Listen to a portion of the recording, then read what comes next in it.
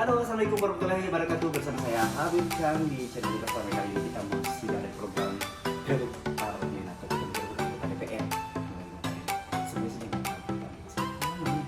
Salam ya. Assalamualaikum. Sembako. Lagi ngapain? Halo, Waalaikumsalam. Wah, apa kabar? Banget, aduh. Kita sore nih lagi repot nih. Iya, emang lagi namanya juga gebet ya kita. Enggak, ini biasa lah berbagi. Oh, bagi dia mau lebaran ya. Mati mengganggu nih, Mbak.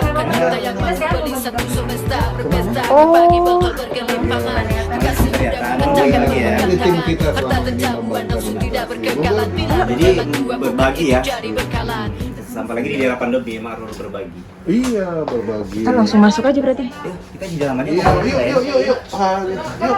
Sini aja. Ini. Wah. Lama banget nih kita nih lagi mengganggu. Ini ruangannya santai. Sesantai-santai apapun ya tempat di sini bekerja gitu ya. Di sini bisa lihat GBK, Mhm. ya kan? Jadi buat pandangan yang hijau, suasana hijau di tengah ibu kota. Wow, luar biasa ya. Wah, Kelihatan sih kantornya sederhana, tapi di sini banyak yang melahirkan ide-ide gagasan bagaimana masyarakat bisa diperjuangkan aspirasinya gitu ya. Ya selama ini sudah hampir setahun lebih ya menjadi anggota DPR. Apa saja nih yang membuat Anda bisa tetap semangat berjuang untuk rakyat? Kemarin saya dengar lagi di dapil ini ya, di dapil ya, berbagi sembako. Berarti kalau ngobrol-ngobrol gitu nih, Iya. tukang kameramen boleh dong Boleh, usul boleh. sambil duduk santai coba. Jadi kita duduk aja kali ya. Kita duduk aja coba. Kita duduk dengan tetap menjaga protokol kesehatan berjarak. Berbagi di dapil. Yang menjadi pertanyaan saya, kenapa di dapil orang tetap bagi-bagi sembako ya? Aneh kan? Biasanya orang kalau berbagi kasih atau berbagi apa gitu untuk rakyat di dapil ya. Tapi kemarin saya dapat info bagi di dapil orang. Yuk bisa Jadi, diceritain tuh. berbagi itu tidak dibatasi oleh ruang dan waktu. Oh, Itu yang penting. berbagi nggak dibatasi ruang dan waktu. Dan waktu. Dan pantas ada di dapil orang ya. Karena dimanapun Mhm. kita berada, kalau kita bisa memberi manfaat yang baik kepada warga, kepada masyarakat, itu jauh lebih baik. Ini jauh lebih baik. Karena ada sebaik-baiknya manusia adalah manusia yang bermanfaat bagi manusia lain. Itu dia. Saya tuh salut, saya salut sama Profesor Dr. B.J. Habibie, Iya. yang sekarang juga ada tokoh muda Habibie, iya kan? Iya. Di parlemen ini yang selalu memberi inspirasi. Ini orang-orang hebat di Indonesia. Wah, mau ngapain ngomongin saya ingin tahu kok kenapa begitu pingin tetap berbagi di era pandemi ini ke bukan dapilnya. Orang mengatakan kok ngapain gitu. Berarti tadi jawabannya katanya kalau berbagi itu nggak mesti nggak melihat ruang dan waktu. Jadi kita harus selalu membantu masyarakat. Seluruh Indonesia ini kan terdampak COVID. Baik yang tinggal di pegunungan, yang tinggal di kepulauan, yang tinggal di perkotaan, yang tinggal di pedesaan, semua terdampak COVID. Ya. Jadi di mana ada kesempatan, Allah kasih rezeki, maka kita harus berbagi. Dan yang terpenting kita memberi semangat. Ya. Memberi kontribusi buat masyarakat bukan hanya bentuk barang ya, tapi ide gagasan menginspirasi segala macam. Saya dapat info juga, Bapak itu berbagi sembako atau berbagi kasih atau lain sebagainya, berbagi itu bukan hanya mendekati pemilu, pilkada gitu. Biasanya kan kalau politisi kan mau pilkada, mau pemilu baru berbagi ya. Karena kesulitan masyarakat itu tidak menunggu pemilu. Oh gitu. Betul nggak? Oh, betul juga. Kalau masyarakat sakit, masa harus menunggu pemilu baru diobatin? Iya. Kan enggak. Kalau masyarakat kesulitan keuangan, kesulitan makan minum, kesulitan lapangan pekerjaan, Wow. nganggur, bisa bayangin kalau harus nunggu pemilu 3 tahun lagi. 3 tahun, nanti 5 tahun lagi ya. Iya. Jadi memang pantas mungkin masyarakat sangat mencintai Bapak atau Mas atau Daeng Kamrus Samad ini ya. Karena selama saya turun ke masyarakat, mungkin baik di dapilnya, pengawasan dapil DKI 3, itu memang ada hal yang membedakan dengan anggota DPR lain dengan Anda ini. Jadi kalau Sangat berkarakter. kalau kita berteman dengan sosok Habibie, saya yakin kita akan selalu punya energi positif buat masyarakat. Energi positif atau kesabaran yang tak berbatas, Pak. Itu yang terpenting. Karena banyak banget dia ngomong dan nanyanya ya. Kita harus sabar-sabar ya kayaknya ya. Iya, karena kesabaran itu sebetulnya pangkal untuk kita take off, meraih sesuatu yang lebih Pak, besar. boleh nggak tukang kameramen juga menguji kesabaran Bapak dengan mau bertanya sesuatu? Apa itu? Bapak itu memang mewakili daerah pemilihan DKI Jakarta 3. Iya. Tapi Bapak juga membantu masyarakat karena memang sebagai wakil rakyat sudah wakil rakyat di DPR RI. Iya. RI bukan hanya DPRD gitu Iya. kan. Nah, apa sih yang membuat Bapak itu tergerak untuk membantu? Padahal ini baru 1,5 tahun lebih Bapak mengabdikan diri. Bentuk-bentuk seperti apa sih? Dan itu sebelum jadi anggota DPR juga sering berbagi gitu. Oh, Iya kok. Jadi tahun 2020 adalah masa yang paling sulit buat masyarakat kita. Ada banyak anak-anak kita awal-awal bulan April 2020 itu berhenti sekolah dan tidak bisa beli kuota internet. Padahal di antara pelajar-pelajar mahasiswa itu ada yang sebelum pandemi sekolah sambil jualan. Kita sebutlah pelajar-pelajar berjiwa entrepreneur. Maka di bulan Mei 2020 kita membagi beasiswa Iya. di seluruh Indonesia. kalau boleh tahu Bapak di komisi berapa? Melalui Kahmipreneur. Komisi Oh. 11. Ini tidak ada hubungannya. Oh, tidak berhubungan dengan komisi ya? Iya, ini adalah sebuah Kenapa saya tanya, Bi? Karena saya pikir dari komisi yang terkait pendidikan, ternyata enggak. Salah, nggak mesti. Dan dia sering membantu mahasiswa, ini pemuda. soal panggilan. Ngajarin orang entrepreneur. Dia ngajarin saya juga menjadi pengusaha, tapi sampai sekarang saya belum jadi-jadi juga. Ya, kita Lagi duo proses. gembel lah, istilahnya duo gembel yang berusaha Itu untuk dia maju. udah jadi industri. Jadi kembali lagi ke Industri mendidik ide, entrepreneur. Industri gagasan yang menginspirasi orang. Iya nggak? Jadi gimana? Kembali lagi ke mengembalikan jiwa-jiwa entrepreneur untuk tetap berusaha di masa pandemi itu seperti apa? Gitu. Ya. Jadi jiwa entrepreneur itu adalah pantang menyerah dalam situasi apapun. Dan yang kedua adalah care. Jadi kita harus peduli sesama karena ini kekuatan kita. Jadi kalau dalam konsep Bung Karno gotong royong, ya nggak? Ini yang sangat penting untuk kita terus bangun di dalam jati diri anak-anak muda Indonesia. Jadi kita harus betul-betul down to earth supaya kita tahu kehidupan masyarakat yang ada sebetulnya. Apa sih masalah mereka? Oh, ternyata sekarang lagi susah Pekerjaan susah. pekerjaan susah. Ya.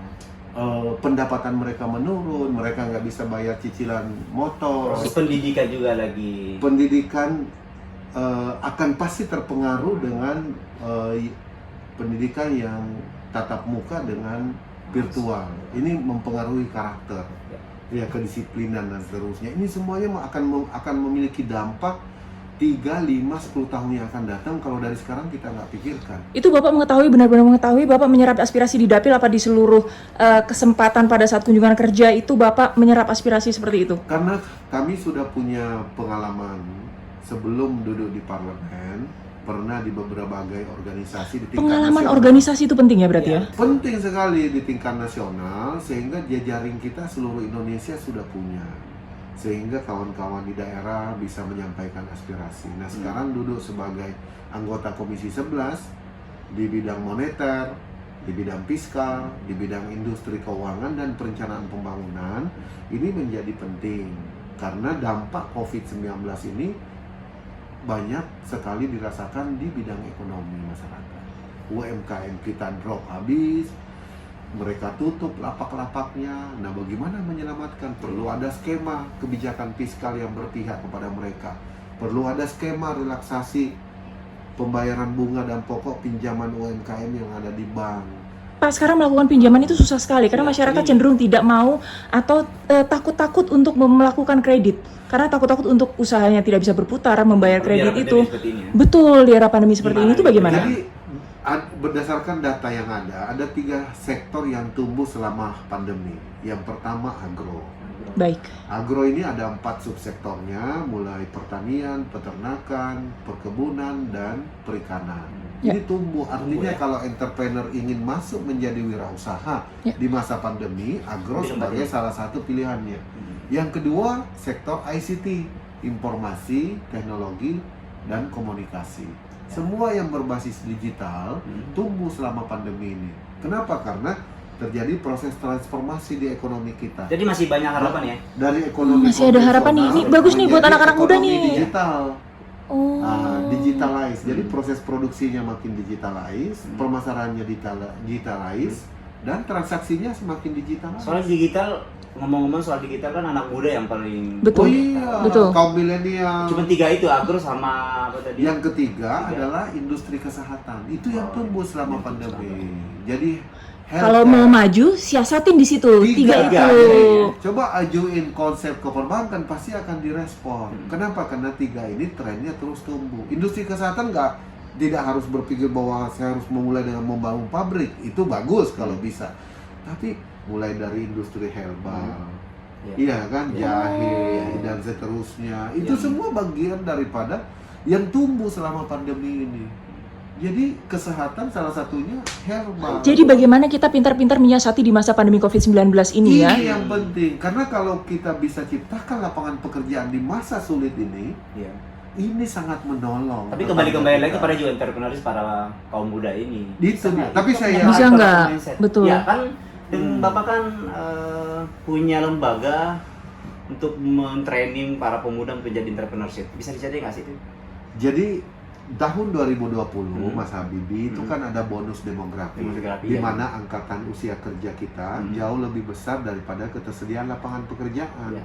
Untuk menjawab itu supaya generasi muda kita tidak menjadi beban di masa akan datang, maka entrepreneur solusinya. Sehingga Bapak membuat HMI Trainers gitu. Jadi kita harus membangun ekosistem entrepreneur. ekosistem. Ekosistem ini boleh orang anggota DPR, boleh jurnalisme, boleh NGO, boleh perbankan, boleh di mana saja. Tapi ekosistem untuk mendorong lahirnya entrepreneur itu terbangun. Itu salah satunya kita prakarsai namanya Kahmipreneur. Kahmipreneur. Iya, sebuah ekosistem. Hasilnya sudah gimana nih? Kan sudah beberapa tahun ya. Belakang Kahmipreneur sudah banyak. adalah sebuah ekosistem untuk mendorong supaya tercipta kelas menengah baru di bidang ekonomi. Sekarang program yang sedang digerakkan namanya Yes Goes to Campus. Ya, bisa diceritain Yes. Pak Benarus. Yes. Minggu lalu kita baru di UGM. Hmm. 2 hari lalu di Universitas Indonesia. Itu kami trainer Yes, ya. kami trainer. Yes Goes to Campus. Jadi bagaimana mendorong anak-anak muda kita? Ayo, ini saatnya kita menyiapkan diri, merubah mindset dari pencari lapangan kerja menjadi pencipta lapangan kerja. Mengubah The job mindset creator. dari pencari lapangan kerja menjadi pencipta lapangan The kerja. job creator. The job creator, Kahmipreneur. Iya, Kahmipreneur. itulah yang harus kita dorong di kalangan mahasiswa kaum muda. Kaum muda ya. Ah, Jadi kesempatan menurut itu kaum muda. Mas Habibie gimana? Wah, keren itu. Karena bicara soal Dia mau balik wawancara kita, nggak bisa, Mas Habibie. nggak boleh, enak Soalnya aja. Bi, ilmunya Mas Bi, Habibie saya nemu sangat sesuatu, banyak. nggak mau. Pokoknya kita Mau. ngegerebeknya sekarang, Ini Bapak yang enak digerebekkan aja. dia, ya. Iya, Ini enak keberkahan, aja. Ini keberkahan. Saya kebetulan bertemu beliau. Kita jadi ribut ini di sini ya. Tapi ngomong-ngomong, saya nemu buku itu, lihat ada buku. Ini guys, kita lihat nih guys. Wah. Ini sebenarnya Kahmipreneur mungkin Tuh sama itu lagi tuh. ya ini bukunya Harap. semua dia nih. Memang Coba. mungkin ide gagasannya guys Biar ada di aku bisa sini. zoom. Ya. Kita kembali lagi nanyain soal Kahmipreneur, kan kayaknya sudah banyak Coba. ini ya mencetak generasi muda menjadi entrepreneurship. Ya, di tengah tantangan di situ pasti banyak peluang ya. Ketika ada krisis terjadi pasti banyak peluang. Tadi udah tiga apa ya, Bang? Iya, ada Ya, 3 sektor, tiga sektor yang tumbuh menjadi- selama pandemi dan itu peluang dan besar. bisa menjadi pilihan bagi kaum muda Indonesia. Ya. Apa yang pesan dari Kahmipreneur sebagai mungkin founders ya, supaya para anak muda kita ini berani memindahkan jalurnya selama ini berpikir menjadi pekerja, kemudian punya mindset menjadi entrepreneurship. Pencipta. Iya. Karena mengubah paradigma itu susah. Iya. Karena kami ini ya, Bapak Kita juga juga termasuk. berusaha. Betul. Berat, Karena bro. generasi, mohon maaf nih ya, generasi baby boomers, jadi orang tua kita pasti mendidik kita bahwa ayo kamu sekolah yang bener, nanti kalau Kerja. besar jadi PNS ya, Iya. kalau besar jadi tentara, polisi ya, jadi pegawai ya, bener nggak?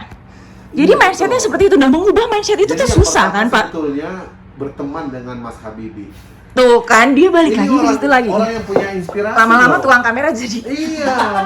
Oke. Nah, yang kedua, berani mengambil resiko. Berani mengambil Take the resiko. risk. Take the race. Jadi Ambil nggak resiko. ada pemimpin, termasuk di dunia usaha, jika tidak berani mengambil resiko. Ini yang penting.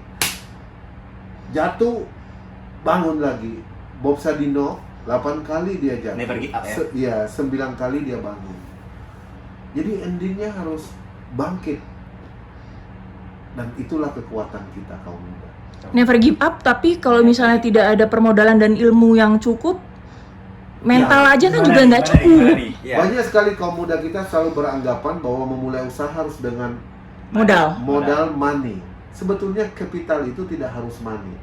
Pertama knowledge, basic Networking. knowledge, kemudian networking, itu sudah bagian daripada kapital. Yang ketiga money. Skema pembiayaan udah sangat banyak. Mana malah di angka Yang ketiga ketiga. ya? Ketiga malah ya. Jadi berupa uang ada skemanya di perbankan. Kalau punya kolateral, punya neraca rugi laba boleh ke perbankan. Terus saya nggak punya kolateral, saya nggak punya neraca rugi laba. Ada solusinya. Mau tahu apa solusinya? Apa tuh? Ada namanya venture capital. Ada namanya angel investor. Aduh, apalagi Ada itu Pak? namanya crowdfunding. Apalagi tuh dijelasin satu persatu kan ini banyak banget ya. Nah. Kita kan dari kaum milenial Misalnya banyak belum tahu. crowdfunding.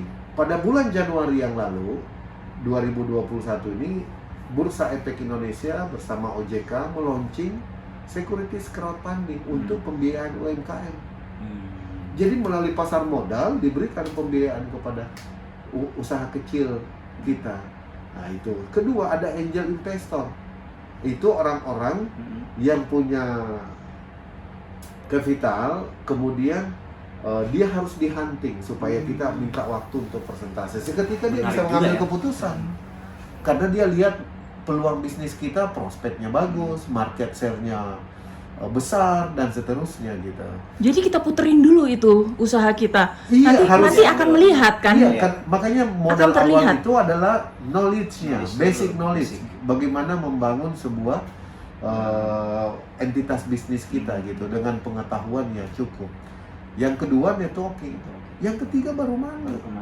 Dua ini kalau udah terpenuhi akan mendatangkan. Dengan sendirinya Iya. cari itu ya bantuan dari pemerintah Itu. ini. Jadi nggak Bukan ada dibalik ya. tidak ada kendala Tuh. lagi. Tuang kamera saya tadi so tahu bukan money atau kapital yang menjadi Yang peluang. ketiga. Betul. Kita harus Ada belajar ini apa? ternyata Harus ya. belajar. Luar biasa banyak ya. Sebetulnya saya yakin kaum muda udah tahu, udah ngerti. Hmm. Tinggal bagaimana kita saling memotivasi Motivasi, ya. supaya segera memulai. Dan menemukan jaringan yang tepat. Karena betul sekali. Jaringan bisnis, jaringan pertemanan yang tepat. Makanya saya bilang berteman Mas Habibie itu salah satu kapital. Ini saya udah gemeter ini. Betul. Itu yang sangat penting. Dan yang di dunia saya yang terpenting itu memulai. Mulai aja dulu. Memulai aja. Mulai aja dulu, berani aja Take dulu the gitu risk, ya. Berani Oke, mengambil guys. resiko. Oke, setelah kita ngomongin masalah bagaimana entrepreneur muda, terus kemudian bagaimana Bapak berkiprah di sini, kemudian bagaimana berbaginya seperti apa. Iya. Saya jadi kepingin juga bertanya mengenai dukungan dari keluarga. Iya, keluarga gimana? Ayo kita lepas lah Pasti politik sibuk lah, dan karena Komisi banyak 11. mengelola ya. Pasti sibuk. Ada waktu-waktu yang tersita Oh iya. karena sudah 7 kali 24 jam milik rakyat. 7. Lebay lo, 27. Ya, 7 kali 24 jam milik rakyat. Oh iya benar. Nah, itu bagaimana mensiasatinya? Jadi begini, di balik kesuksesan seseorang pasti ada dorongan dari keluarga. Itu pasti. Bijak, Ya, itu bijak. baik orang tua, ya, ayah, ibu kita, saudara-saudara kita, istri kita, anak-anak kita, dan lingkungan terdekat kita. Nah, inilah kekuatan kita untuk take off, Take untuk mencapai cita-cita.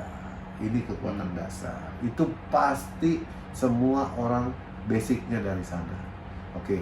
Yang kedua, yang terpenting itu bagaimana keluarga ini juga memahami posisi dan peran kita di masyarakat. Sehingga pengabdian ke masyarakat dan bagaimana memposisikan diri sebagai wakil rakyat itu juga mereka pahami. Sehingga mereka memberi dorongan dan Dukungan. dukungan. Itu yang sangat penting. Ya, karena tanpa dukungan dan dorongan dari pihak keluarga ya kerja yang kita lakukan itu tidak mendapatkan arti Itu Mas Habibie bisa bayangin. Ya, kita kan bekerja juga buat keluarga dong, oke guys. Mas Iya. Habibie. Males sih kita berkeluarga sama kamu. Oh iya. Mas Habibie ini luar biasa beliau. Beliau Biasa di luar. Ini mau ngebalikin lagi nih. Ini mau ngebalikin lagi wawancara kita dari nih. penyelenggara pemilu saya tahu. Aktivis penyelenggara pemilu sekarang menjadi pernah menjadi jurnalis, sekarang menjadi vlogger. Lagi belajar guys. Luar biasa. Dukungan aja. Ini kan gak gampang. Ntar lagi jadi kita nggak tahu nasib ya, orang. kita doa menjadi aja entrepreneurship. Apa tahu guys, kita habis berdiskusi dengan ahli entrepreneurs ya. Sebenarnya dia ada pelaku dan luar biasa. kita semuanya bisa jadi entrepreneur. Dan semuanya ternyata mudah. Diniatkan Mudah. dulu, mulai saja dulu. Mudah ternyata Betul ya, mulai sekali. saja dulu. Jadi abis ini kita mungkin harus jadi Anak pengusaha muda? ya. Betul, jadi harus dimulai dulu Dikenarik dengan ini. niat. Dimulai dari niat, baru dilaksanakan. Jangan ditunda-tunda guys ya, karena karena Dan kehabisan waktu ntar kita. bisnis plan itu akan dijalani dengan sendirinya kalau Bisnis udah plan. punya niat. Iya kan? Wow. Closing statement, Pak. Terus kita nih, Ah, ajak guys. kaum muda menjadi pengusaha. Ayo menjadi pengusaha. Ini Mumpung lagi waktu penting. yang tepat. Jangan sia-siakan. Indonesia dikenal sebagai industri saudagar. Ayo, kita buktikan bahwa akan lahir putra-putri terbaik menjadi pemain global di dunia usaha. Ayo, bangkitkan di tengah pandemi. Terima kasih Mas Habibie, senang Terima bisa kasih. bertemu. Saya senang bertemu dengan Anda, luar biasa, yang selama ini menginspirasi ya. Saya dulunya hanya baca bukunya, berbicara soal entrepreneur sih di seminar di YouTube, tapi kali ini kita langsung mendapatkan inspirasi langsung ya bagaimana menjadi pengusaha atau entrepreneur. Terima kasih Itu Bapak salah Kamrul satu Samad. ini ya, hanyalah memulai saja ya. Betul, yang penting adalah mulai saja, Iya. niat saja dulu, kemudian memiliki jaringan yang luas, jaringan yang bermanfaat, dan jadilah orang yang bermanfaat untuk lingkungan sekitar. Karena sebaik-baik manusia adalah manusia yang bermanfaat bagi manusia lain. Wow. Terima kasih Bapak Kamrul Samad. Daerah pemilihan? DKI Jakarta, 3. Jakarta Barat, Jakarta Utara, dan Kepulauan Seribu. Fraksi partai? Fraksi Partai Gerindra, Gerakan Indonesia Raya. Gerakan Indonesia. Wassalamualaikum warahmatullahi wabarakatuh. Waalaikumsalam warahmatullahi wabarakatuh. Salaman, Bi. Tos Sama protokol. saya Habibie Mahaba dan rekan dagang bersama sukses selalu.